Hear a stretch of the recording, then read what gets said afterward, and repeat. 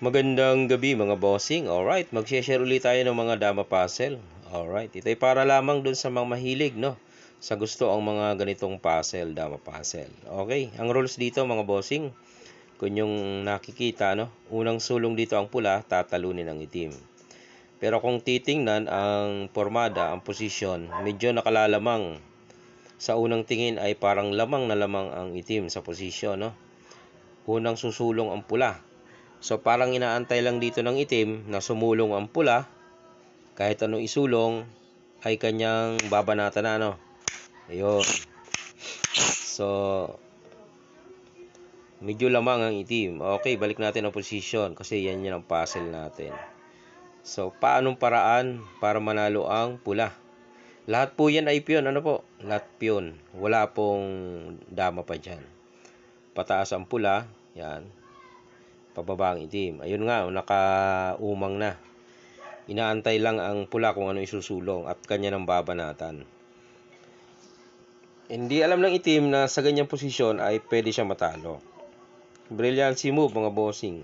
Amazing puzzle. Paano? Ganito lang ang gagawin ng pula dyan para manalo siya. Kanya itong ipapakain. Yan. Tapos ipapakain niya ulit. Malalim to mga boss, napakalalim.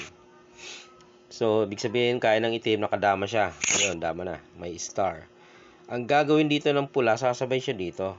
So, ibig sabihin, hindi pwede itong kainin ng ng dama, Yan, dama kakainin doon. Kasi merong dos na obligado. Ayun, dalawa. Okay? So, ibig sabihin, doon siya kakain. Rules yan eh. Ayun. So, kakain ang pula ng dalawa, dama siya. Mahaharangan niya yung tatlo na yan. Ito namang itim, kung sumulong dyan, bahala na itong isang piyon ang magbantay, no? Pwede niya nang bantayan yan.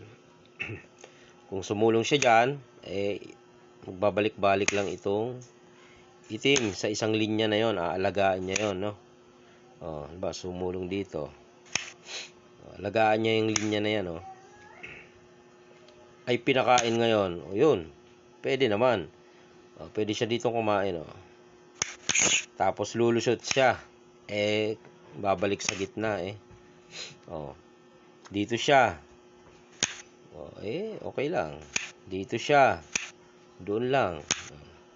Hanggang sa mauwi na sa talo. Okay, napakagandang puzzle mga bossing. Para sa mga hilig sa puzzle lamang, no? Hindi tayo namimilit ng panoorin ng ating video. Ito ay sa mga interesado lamang at may tiyaga na mag-antay ng solusyon. Alright.